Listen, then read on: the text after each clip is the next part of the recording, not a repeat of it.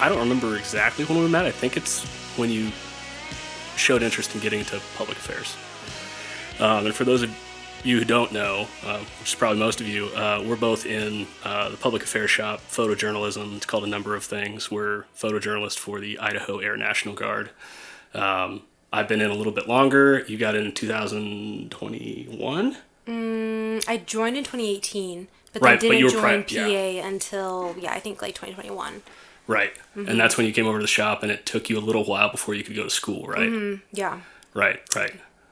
Yeah, I got back from tech school last year. I was trying to think about that. Last year.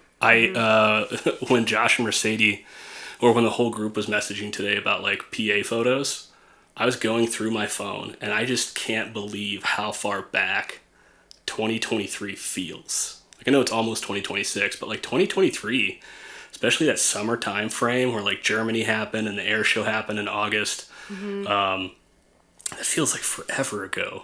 Yeah, and I'm even looking at my kids just like 2.5 years ago. I'm like, this feels ancient, and it's not that long ago, but I guess that's when you got back from tech school. Well, no, 2023, I hadn't gone to tech school yet because I had just had a baby during the air show. Right.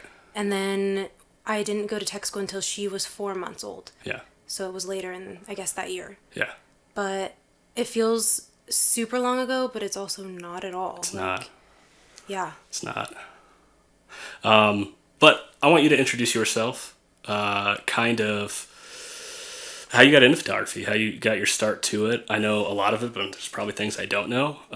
Just curious, like, what your journey has been in this short time you've been a photographer. Yeah, so, I mean, the first time I picked up a camera with intention was... Ooh, I like that. With intention. Yeah, with intention. So you just, like, had one for fun before? Yeah. I just, like, had one. I was lying around, and I had no aspirations to be a photographer. Yeah. No hopes or dreams to do anything in that world. And then I did a small stint with recruiting and kind of, like, took over their content, I guess, on their social media. And I'm like, oh, okay, this is kind of fun. And I had gone out to see like some weapons people doing something in Mountain Home and ran into Josh. And he was also out there, and he saw me with the camera, and he's like, who are you? I'm like, hey, I'm just Jadyn. Do you do that now that you're in PA? What? Anytime you see someone with a camera that's not PA? I say, I guess kind of. What are you doing? What are you doing? Where'd you come from? Why are you? Put that down. That's Who my do you job. work for? I do it all the time. Yeah, no, I did that to Mike, and then he yelled at me because I kept walking into his shot, and I'm like, I don't know who you are, dude. Yeah. But anyways, yeah. No, that was kind of the first time that I was like, oh, there's a job that does specifically what I'm doing right now, or trying to do with recruiting. How do I get in? Mm-hmm. And then talked to Josh a little bit. Took me a little bit of time to leave NDI because that was a mental battle for me. I didn't want to feel like I was quitting something, but it wasn't for me at all. Mm-hmm. And then, I just kind of weaseled my way into PA, I feel. Because I didn't really have any experience other than being like an artsy, crafty person.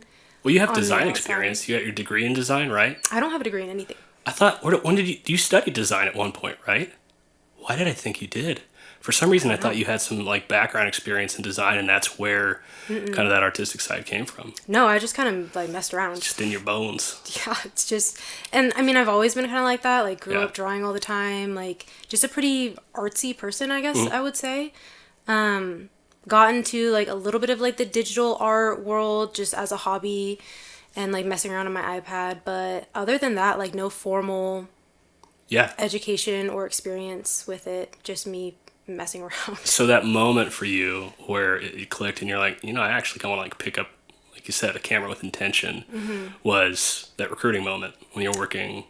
Yeah, I would say it kind of like the spark like happened there. And then, I saw that there are opportunities to do just this. And then, of course, getting paid for doing something that I enjoy is awesome. Yeah. Then I just made the jump to PA and fell into this wonderful dark hole of photography and just being in the creative business, I guess. And you got a whole bunch of skills on top of that. What I think is interesting, and there's a lot of reasons I want, like, we're friends, but like there's a lot of reasons I wanted to bring you on the podcast because you're relatively new to it. So some of the things we can talk about in regards to like the theme of this podcast, I'm really curious to get your take on. But we also have a similar background-ish military-wise in that we were both prior service. Like, I was a crew chief, you were an NDI, we worked on the flight line. It wasn't for us. And it sounds like you, just like me, had no idea when you got in that photojournalism was a thing. Yeah. Well, I think we were at a promotion or something for crew chiefs, and I saw someone there with a camera who wasn't... did you ever meet Sarah Pokorny? She's previous PA. I'm not... I think she's out. I haven't talked to her in a long time. And she wasn't in when I finally did switch over from crew chiefing to PA, but I saw her there taking photos of this chief promotion. And I'm like, what on earth is this? Because like, it looked like a really official camera. And that's when I found out. And then, like you, like weaseled my way over time into it. Yeah. It's funny, like PA doesn't have to recruit for itself. No. Or it does, because recruiting doesn't need to. Like, once people find out what it is, they're like, how do I do that? Yeah. That's super cool. And I think I had maybe mentioned to my recruiter when I had, like, in the very beginning, before I'd even joined the military, and I, like, still wasn't sure if it was for me or not, like, when I was Googling different job opportunities or whatever through the Air Force, and I saw, like, a photographer or something on there, and I might have mentioned it to my recruiter, but I'm pretty sure she shut it down, like, super quick. Like, no, there's no space over there. Like, yeah, and then we moved on. So it wasn't really even a conversation. But I think I did ask about that. Depending on who the PAO is, I know prior to our current PAO and who came before her, when I first learned about PA, they weren't interested in taking anyone who wasn't prior service. So, like, getting in, like Sarah did, straight from recruiting into the PA pipeline wasn't a thing. So that might have been around that time where you're like, I'm interested, and they're just like, that person, that PA is not going to talk to you, or that PAO won't. So you got into PA, and doesn't sound like long before that you started using your camera with intention. How was Denfos? Because I went in having, 10 years of photography experience under my belt. So the photo side was pretty simple to pick up in the context of photojournalism. But then they teach you all sorts of other things. What was your experience at Denfos? I loved Infos. Yeah. I loved, like, everything about it. And for those who don't know, it's the Defense Information School.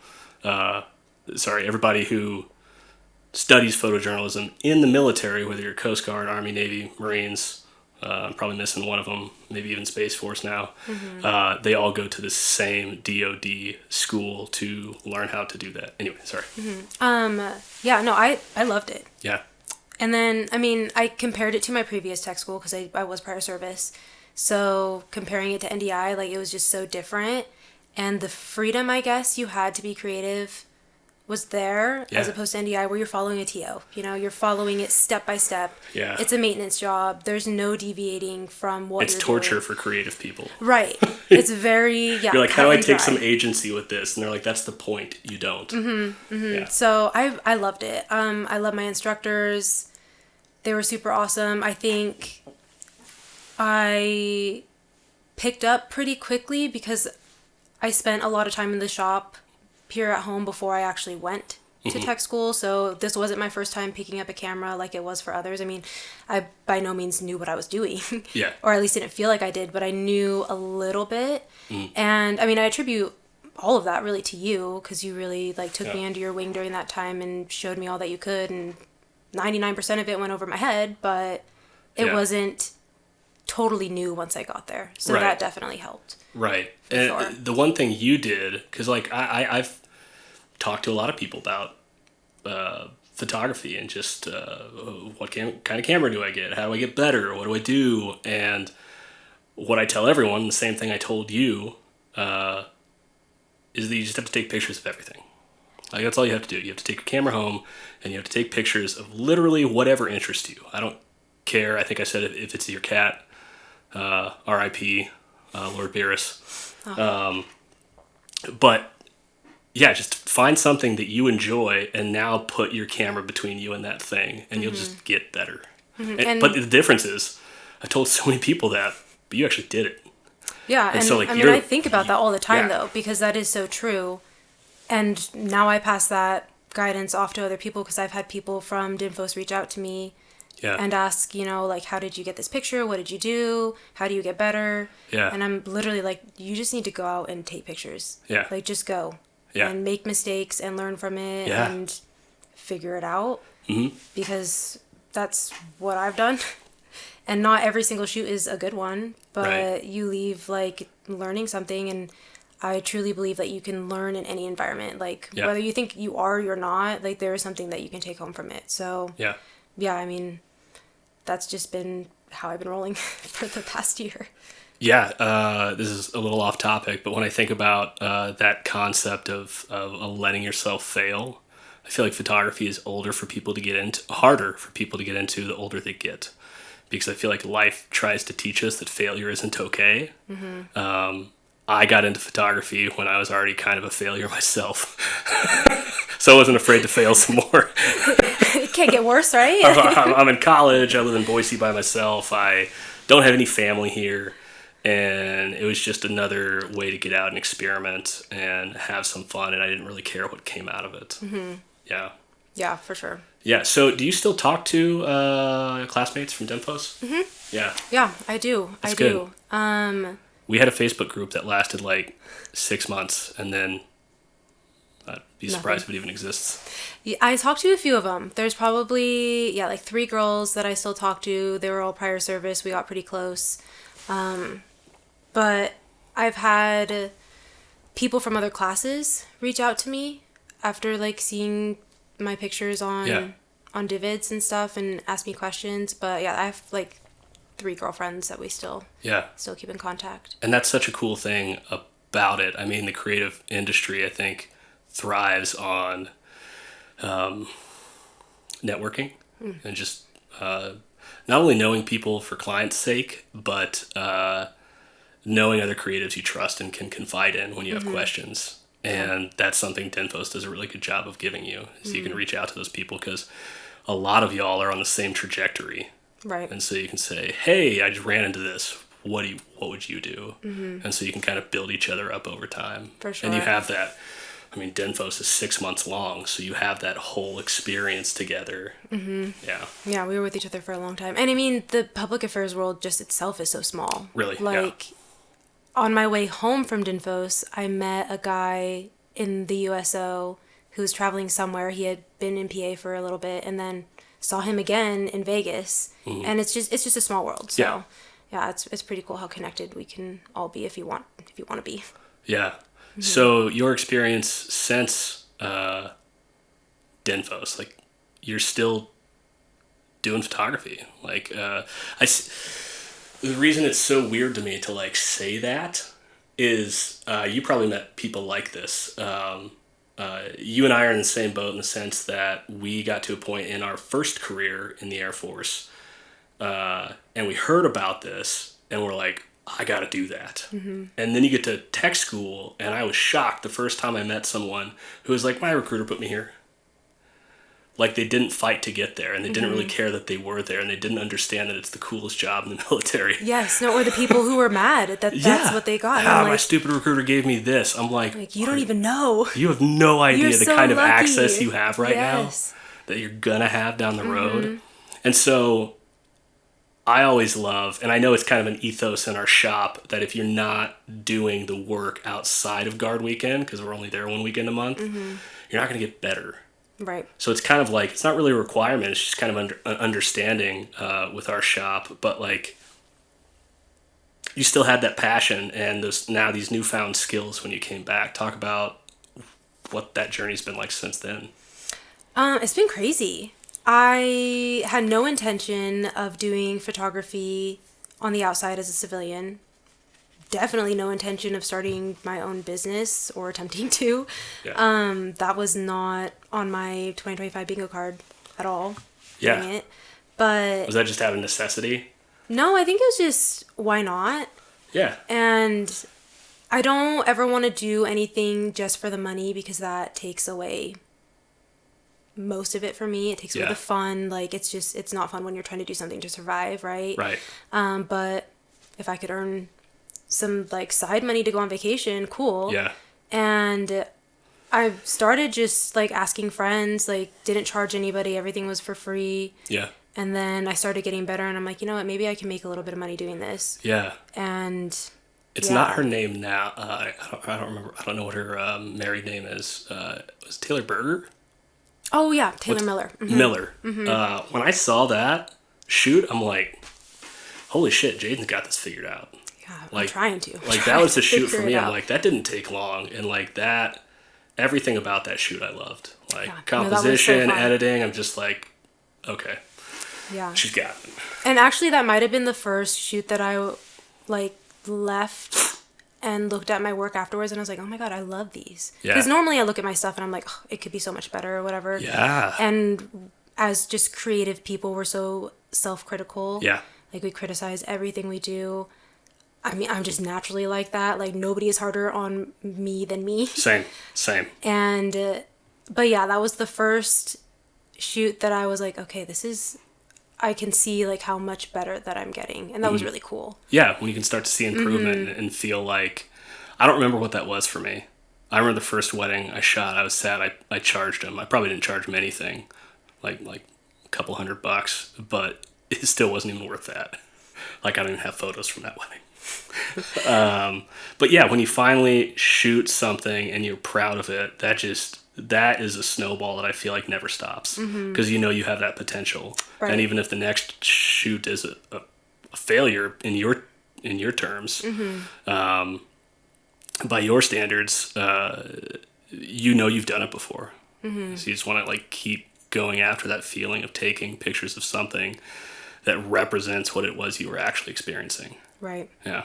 Yeah. No, it's been super awesome. And I mean, that one, like, I didn't charge for. It was just, I wanted to go out and take pictures, and, like, it goes back to, like, just keep taking pictures, because that's the point for me, is just keep getting better. I hate feeling like I'm stagnant in something. Yeah. But yeah, that was just an awesome experience, and then to see the results was super cool. But yeah, like you said, it's just kind of snowballed since then, and just, like, kept going. Pinterest is my best friend. Yeah. I see something that, like, inspires me, and I'm like, okay, I need to do that, and then, like, I'll go and find someone to do it for me. And yeah, now that, like, I'm making a little bit of money, like, on the side, and it's just been super fun. Yeah. Yeah, and I want to keep it that way. I want to keep it fun. Yeah. I've always said that, and I can see how it can very easily become not fun, and very unintentionally become not fun. But, like, I've always said, when I stop having fun with photography, I'm going to stop photography. And my goal is to never stop having fun.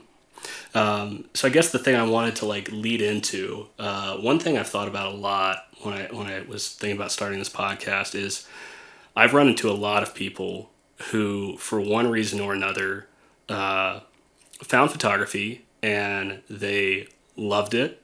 They were good at it, and decided, like you or I can monetize this. Or someone was like, you're good, you should charge. And that too, I think, is a snowball. And it's really hard to lose sight of, especially when you're like, I want to turn this into a business. And I think if most people are honest with themselves, they wouldn't work the job they're working if they didn't have to. You can like your job, and that's great if you do, but you still, at the end of the day, you probably wouldn't. But when you take something like photography, where at the end of the day, I'm not getting paid for it, but I want to do it anyway. Like, that's the thing I just always want to do. And now you turn that into your job, and now you go from working 40 hours a week for somebody to 80 hours a week for yourself. That line gets blurred, and you can really start to hate it. Like, and it sounds like you're already conscious of that. Yeah. The burnout is real when you're doing it that way. I mean, with, like, the government shutdown and stuff, I am so grateful that I do have this skill, because I was able to keep us afloat during that time. But even during that short time, when I was doing it just for the money, it did take the magic away from it. Yeah. Like, when you're just doing it to survive. So I don't ever see myself doing this full-time 100% for the money to pay my bills, because that just doesn't sound fun. And I mean, when I think about it, I'm curious what your thoughts are. Like, I've observed this happen enough, and I think we both know a couple people who have fallen into that. Where's I going with that? You can do it full time, and it can be sustainable. But I feel like what happens more often than not is you start doing it, you start getting recognized, you start charging more because you can charge more and people will pay more. And it doesn't scale at a sustainable pace. And now you're one of those photographers who are, it's really fortunate, but you're one of those photographers that are shooting 70 weddings a year. And I know that's conservative for some photographers. Like, some are going way north of that. You don't have nights and weekends. If you have a family, that's almost impossible.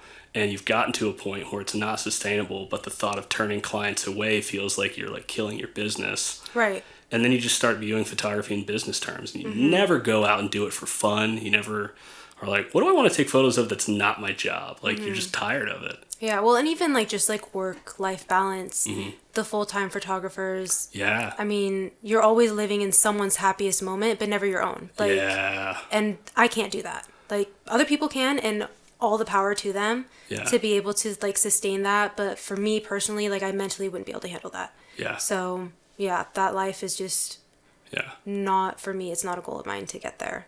Yeah. I like having on the side. Yeah, and I've become that way too. I've tried to convince myself, or been talked into, this idea of doing things freelance. Like, there have been times in my life where employment's been rocky, and I'm like, I have this skill. Let's see if I can do it full time. And I like the steady paycheck way too much, and so I always chicken out and I never do it. But I often wonder like which camp I'd end up in. I don't see myself ever hating photography, but I'm like, I don't think anyone who, and not to say that people end up hating photography, like, I wonder if I'd be one of those people who was just so exhausted it didn't sound fun to me anymore.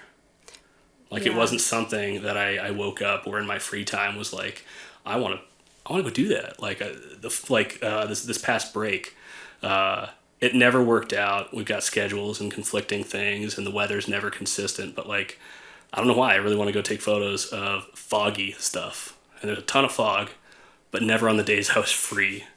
But I can't imagine a time when I don't want to go out and do that with my free time. I feel like it'd be really sad. Yeah. Yeah. I don't ever want to feel like I'm forced to do something. Yeah. Yeah. Even if it's for good reason.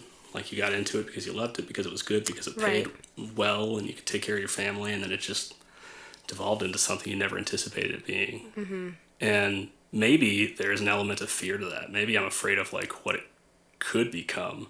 Or maybe I'm afraid, this is probably a weird way to think about this. I had a really good friend in high school who, he would go to every party with me and my friends, but he would never drink. And he was that one friend that if anyone was like, hey, you want a beer? Like, all of us would, like, basically eat that person alive and be like, you don't give that guy a beer, because his dad was an alcoholic. And he had spent the last decade or so sober, and so he grew up hearing about his dad's stories, and he's like, I think that tendency is in me, so I'm scared to even entertain it. So he never did, and we're just like, leave that guy alone. He's pure. Don't mess with him. He's just a baby. Yeah. And maybe that's how I feel about full-time photography. I've seen it happen to other people, and I'm not so sure it wouldn't happen to me if I tried to make it a full-time thing. Yeah, I think, no, I see that too. Like, I've seen other people lose their spark for it. Talented people lose their spark for it and don't do it anymore. And yeah, I don't want that to be me, because I love it. Yeah. I don't want to ruin it for myself. I also know who I am as a person, and being self-employed full-time is not something that I can sustain. Like, I need structure in some part of my life. Not to say that owning your own business, there's no structure, but that's why I'm in the military too. Like, I like structure. I do. Yeah. Even when I say I don't, subconsciously I know I do. Yes. I need that. No, yeah. Like, when I'm at work, I've gotten good over time at building my own structure, not being needed. I'm not dependent on other people to give it to me most of the time. Military just does it by default, but I've gotten to the point where, like, I can create my own structure, and then even when I run out of things to do at work, I'm just so bored. What do I do? I'm like, where's the structures? What do I do with my hands? Somebody give me a project, and even if I hate it, I'm going to do it because I just need something. structure. Yeah, I need a goal of some sort, like a mission. I don't know. Yeah. For sure. Need a mission. Speaking of the BS that happens between shoots, what's one thing that's challenged you in photography recently? Yeah, like what's one, I don't know, maybe there's a shoot that was bad, or there's a concept that you've been thinking about that's like really challenged you as you're developing. Just anything at all that like maybe was intimidating, or maybe an interaction with a client. It doesn't have to be like behind the camera necessarily. Honestly, and this is very broad, but just being a civilian photographer in general. Yeah. As opposed to, our military photojournalism, everything is so, like, from a military side of it, everything's so uncontrolled. Yeah. Versus as a civilian, the posing, the outfits, all of that I didn't ever have to take into account. Yeah. And now all of a sudden it matters. So that has been challenging. I would say that taking family photos are harder than it is running around in the field with military people. And it feels crazy saying that, but it is harder. I can't emphasize that enough. And I want everyone who's listening to hear that. People think when I talk to them and show them the pictures that we've taken out in the field of like people doing really cool shit, that job seems hard. I'm like, it's really not. Like, you learn to, like, once you learn your camera, it's not hard. You're just shooting from the hip, and if you're lucky, you can anticipate where the action's going to be, and you just put yourself there. But it is very much uncontrolled, and there's a freedom in that. And then when you turn things over, and you're like, I don't know what to do with my arms. I'm just like, I don't. Yeah, or I'll be looking at photos, and I'm like, oh my gosh, why do her hands look like that in every single picture? And I didn't realize Why didn't I tell her what to do with her hands? Right, yeah, I didn't tell her. And those things get me. Oh, yeah. So, yeah, I think just, like, that broader sense, just, I don't know what to call it, civilian photography. Just, like, not even scripted photography, just portraiture. I don't know if you've ever done this, but you should. Have you ever shot a model? Like someone who actually models? No. You should. You'll be frustrated. Maybe. I was super frustrated. A friend of mine I used to shoot with a long time ago, and she wasn't even necessarily a model. It's just something she wanted to get into, so she already had like a mind for it. We went to Jump, Jack's Urban Meeting Place downtown, Boise, and I would imagine a lot of it's like this. This is my one and only model experience, but you didn't have to tell her to do anything. She would just, you're like, okay, here's this like wired fence, or this like strange architecture, or we have like a separation of colors here, or the light's coming in this way. You'd find something that was already interesting to you compositionally as a photographer, and she would just insert herself in it, and she already knew poses, like what to do with her face, her hands, her shoulders, everything. And you just had to take pictures. And I'm like, this is the easiest thing on earth. And then you go into portraiture for like families or weddings, and it's so awkward. Yeah. And half of the battle is making it not awkward. Yeah. And I'm like, there's nothing awkward about being a photojournalist. No. For the most part, like maybe when you walk into a room, people stare at you, but it doesn't take long for them to be able to just realize, like, oh, that's the photographer. Yeah. No, it is different. Yeah. It is very different. What was I going to say? What were we talking about? Posing, models. Yeah, I don't know. Just, that is just harder to me. And that has been a challenge, is trying to not be so awkward in directing.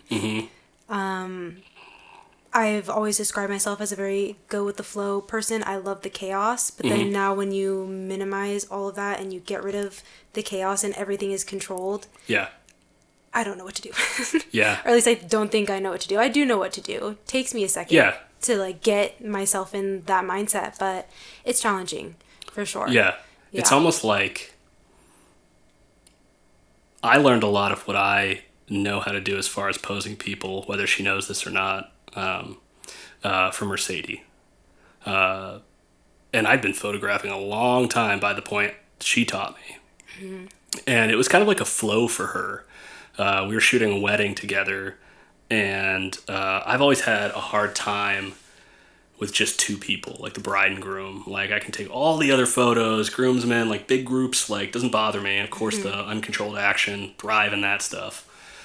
But when it comes to, like, the bride and groom, I'm like, this is your special moment together. This is where we, like, highlight the fact that you, like, love each other and you're both dressed to the nines, and I want to do that justice.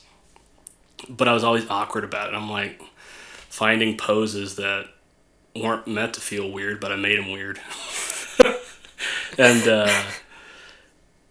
when I watched her do it, she just had a flow. She's like, okay, let's loosen our shoulders and our knees, and I'm gonna butcher the way she does it. But she just did it so effortlessly. It's like, okay, let's turn to the side. Let's like turn our chin, and you just start learning to like not think about poses, but think about individual parts of their body and how they can move them to accentuate different things. But that's so hard though. It is. It's very hard. You got so many limbs. Yeah. You got so many ways you can turn your head and angle your chin and all of that. So, yeah, it is really hard. And then you have to consider light, as always. But now you're trying to like pose somebody in a way where the light is flattering, and most of the time it's not. Yeah, that's my worst fear. Is I'm gonna give, especially being a woman. Like, I never want to give a female photos that she looks at and she instantly hates them because she hates the way she looks. Like, that's my worst fear. But you have an instinct for that. True, I think. Yes. I mean, I would hope so. Yeah. But I've developed that with my wife. Like, I'll see photos that I've taken. I'm like, she's not gonna like that. I'm not even gonna risk it. She's not gonna deliver it. Yeah. Like, I've gotten pretty good at being like, that person's like, I've got like the golden rule of photography. Don't take pictures of someone else you wouldn't want to see of yourself. Or at least don't deliver those photos. Right. Yeah. No, it's hard because I've received photos, my wedding photos actually, and I hated every single one of them. Really? And and I don't know if, I mean, looking back at them now, I don't hate them, but all it took was like the one look at the one photo that I hated, and then it ruined the rest of it for me. Now I'm like so scared that I'm going to do that to somebody else because I don't want that. And I want someone to look at them and feel good and empowered or whatever we were trying to go for. Yeah. And yeah, so that's like a huge fear of mine. Yeah. Is making, especially a woman, feel bad. Yeah. You're like, I didn't do my job. That was my job. It's hard. I want you to look at these and feel joy and not look at them and be like, I'm ugly. Yeah, or like pick out every single thing that they dislike. And it's hard for us too because I'll look at a photo and think someone looks beautiful. Yeah. But then they could think that they don't for whatever reason. So yeah, it's hard to navigate sometimes. Being new and engaged with photography, what advice would you, I feel like you've got enough experience under your belt, and we could talked a little bit about this. What advice would you give a new photographer? Honestly, the same advice you gave me. Like, just go out and take pictures. Like, go out, take pictures. The imposter syndrome is so real. And the more that I talk with seasoned photographers, the more I realize that everyone feels that way. And it's, just go and do it. Yeah. Don't be afraid to make mistakes. And just do it, honestly. Like, that's all I have. It's wild, and you kind of alluded to this, when I talk to photographers that I look up to, and they tell me that they don't necessarily like say things like imposter syndrome, because at some point I think you don't stop thinking that, but you start trying to convince yourself that it's not true. Right. But I think when I hear like photographers that I look up to share that sentiment, I'm just like, it's kind of weird. Right? It is. Yeah. Because, I'd ask someone who I would think would be like, no, like I know what I'm doing. Yeah. And they still have like that sense of self-doubt. So, I mean, everybody feels that way. Also realizing that and like giving yourself grace too. And not being too hard on yourself. Yeah. Is something that I've had to learn, especially being somebody who is incredibly hard on themselves. Yeah. So, finding that like good, healthy spot to be in with that for sure has been helpful. You're in good company. Yeah. Lots of people feel this way. I don't mean to put you on the spot, but I'm ready. What's one piece of life advice that you kind of like cling to? Like, I don't know, when things get hard, when you need like a little pick-me-up, whatever it is. What's something that doesn't necessarily relate to photography, and how do you think it could? I feel like we don't talk about... I think we all, like, I don't know. I'm a person who loves quotes. Mm-hmm. I hear a cool quote, I write it down on my phone, and I go back to it all the time. And so, like, I live by a lot of these quotes, but I never think about or talk about how some of these could apply to photography, or just, like, being an artist. Mm-hmm. I mean, if you had asked me this before my daughter was born, my answer would be different. Mm-hmm. But now, with Junie, like, I just kind of look at everything, like, would she be proud? Mm. And it truly at everything, like, whether it be, you know, work, or trying to get back into a workout routine, or eating healthier, or I've been trying to quit vaping for forever, just, like, literally anything. Yeah.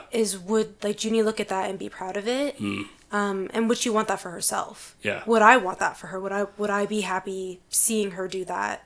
Yeah. And whatever it is that I may be doing, like, would that make me proud? Yeah. So just having, like, that in mind, and I mean, for people who don't have kids, there is always somebody who looks up to you.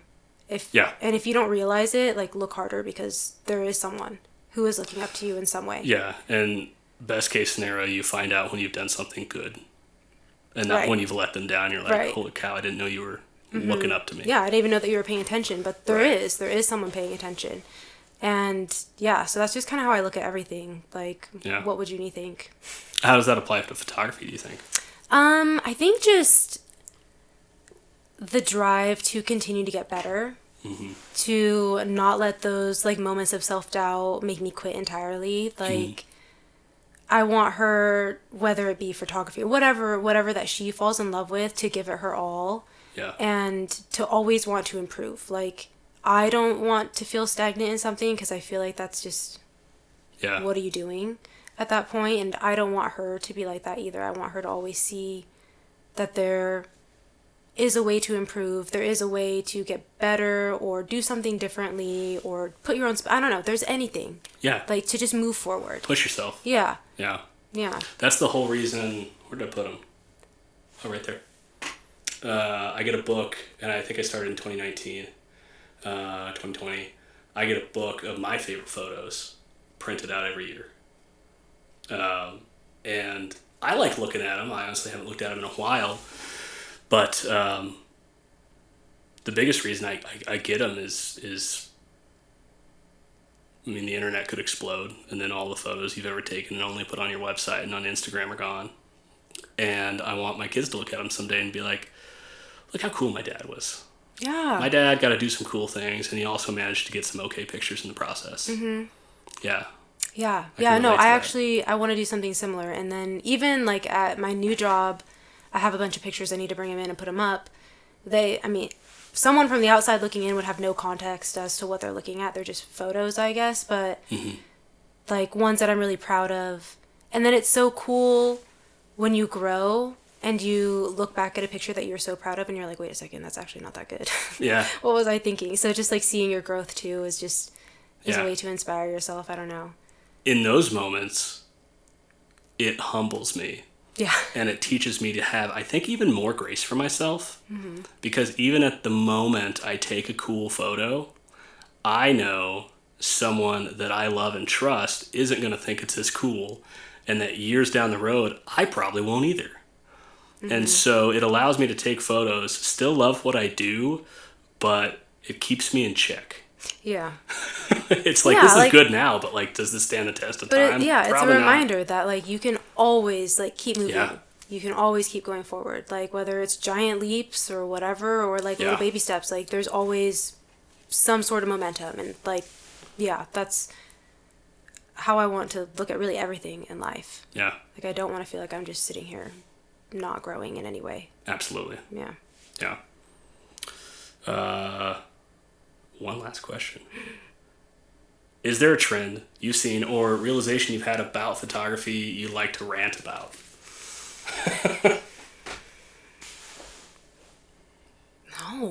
No, because I feel like I'm still so new that I like don't have any room to judge anybody.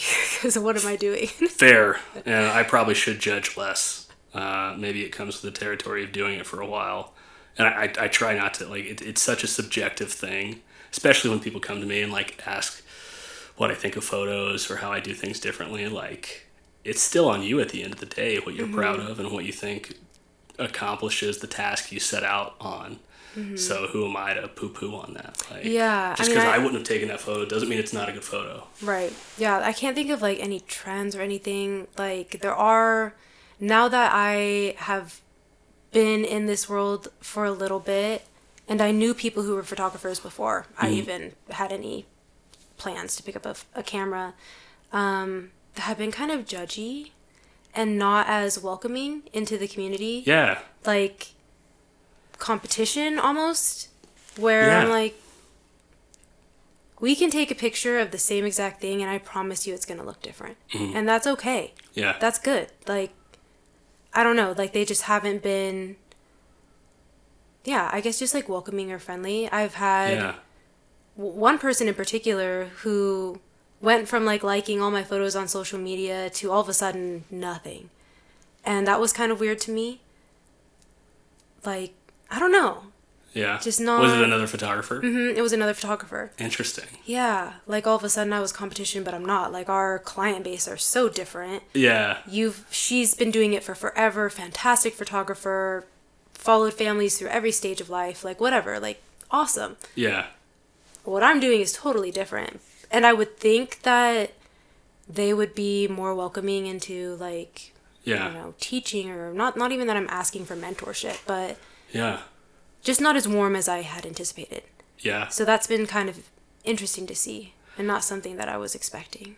It's unfortunate, but, like, I've noticed that is the rule, not the exception. Like, there are a lot of people who, most of them don't even talk about community, but a lot of, some who do, who don't actually practice it.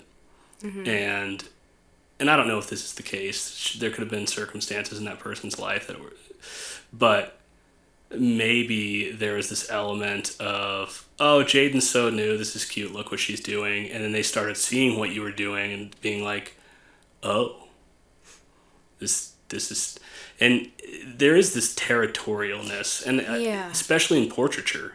Like, I've felt it so many times. I've reached out to several photographers back when I was really getting into portraiture, like 2017, 18, and it was just met with silence. Like, hey, I'll second shoot a shoot for you for free. I just want to get experience. I just want to see what you do because I love what you do. And there's nothing. Yeah. Like, that's happened multiple times, and, like, it kind of sucks. So weird. And I mean, I guess I can't really speak much on it, but if anyone ever asked me, I'd be like, yeah, let's go. Yeah. Like, let's do it together. I don't know, this is fun. And there's so much that we can learn from each other, whether intentionally or not. Like, why wouldn't you take that opportunity, I guess? And I would be honored if someone ever wanted to learn from me. I think that'd be so cool. I'd probably be, I don't know, I'd probably freak out a little bit, but... Yeah, I don't know what I have. I'll probably talk too much. I don't know how much I'll teach you, but it will be fulfilling for me at the very least. That's been weird. And I've even run into that, like, on the military side too. Really? Yeah, the guy that I actually ran into on the way home from Dinfos, the guy that I ran into who was in public affairs, and then I ended up running to him again in Vegas. Yeah. He had mentioned that he was like, people get really weird in this career field about competition. And then I was like, oh, okay, you know, whatever. Didn't really think anything of it. And then when I ran into him in Vegas, he was the one being weird. And I was like, what the heck? Because I think it was either Big Air Force or National Guard had posted a photo and gave me credit for it, but it wasn't my picture. It was his. And I don't know what sort of mix-up happened there. Yeah, and you're like, that's not weird for me. Like, that does need to be corrected. Yes, but that's not my picture. Yeah, I think I remember that. Yeah, I don't want that picture. I think I sent it to you. I'm like, is this yours? You're like, no. No, that I did not take that picture. I nothing wrong with the picture. Whatever. Yeah. It wasn't my picture. But then he knew my name. And then when I ran into him again, I think he like put it all together and he got so weird. Yeah. And I was like, what is going on here? And then I realized like he was getting like, territorial or like just all of a sudden I was competition, or it wasn't like so much of building each other up anymore. It was like, I don't know. It was just super weird. Yeah. But yeah, so I've run into the same kind of thing on both sides. You ever run into combat camera guys? No, not yet. I haven't run into many, but all the ones I do, it's like anyone who's on a diet. Like, you'll know. I can't wait. Can't wait till anyone who's intermittent fasting, like my first one in the wild. I was combat camera. I would love to be combat camera. I think in another life. Sweet. Yeah, same. Yeah. If I didn't have a family and right. I didn't value being home as much as I do. Right. 100%. I don't value my life enough as a single person to not do combat camera. Well, yeah. That sounds really bad. No, but it's it's just different like, when you don't have people relying on you. Sure. When you don't have someone to come home to. Like, it is different. I mean, before I met Cody, I probably would have signed up for that. Yeah. Instantly, like without a thought. But, I mean, now it's different. Cody's probably happy you didn't. I know Andrew's happy I didn't. Cody's very happy that I didn't. I mean, Cody was in the combat life too, and I would freak out if he ever wanted to. I have freaked out when he has tried to get back into that, and I'm like, hell no, dude. Yeah. You've got too much going on here. And then that kind of brings him down to earth, but yeah. Yeah. And also, do you want more trauma in your life? No. Yeah. It's not going to be as fun as you think. We don't have more time. We don't have the time for therapy. Like, we don't. Yeah. We don't have enough time for that. Benefits aren't that good. They're not. They're truly not. Yeah. Therapy isn't free. It should be. Yeah. I think that's all there is. Like, I could talk to you about this forever. And the good news is I can, because we have drill this weekend. Hooray. But just to wrap things up, thanks again, Jadyn, for being on the podcast. Like us on, let's see, not SoundCloud. I misspoke. Spotify, Apple Podcasts, and YouTube. Go follow Between Shoots Pod on any of those platforms. Our music is by J. William Miller. The song's Settle Down, so go ahead and follow him at The Real J. Miller. And your Instagram? Wild Juniper Photography. Wild Juniper Photography. Mm-hmm. Jane's doing some really cool things with families and portraiture and really cutting her teeth on some really cool stuff. So go check out what she does. Those links will be included in descriptions and on screen, so just look out for those. Other than that, thanks, Jadyn, and thanks for listening.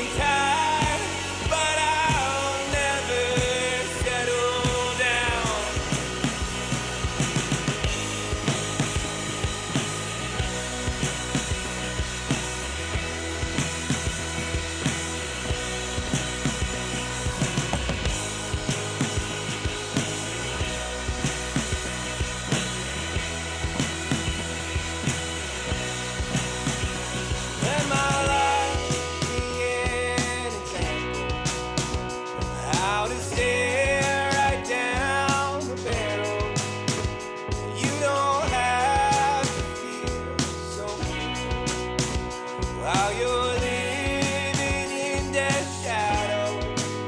And there's a peace found in the gallows, knowing you already lost the battle.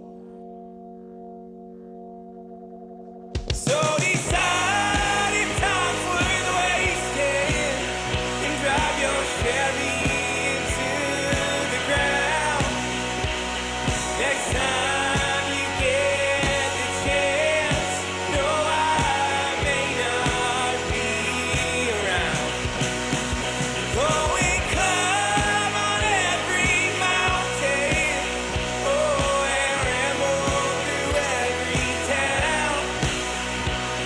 I may be sick and tired, but I'll never settle down.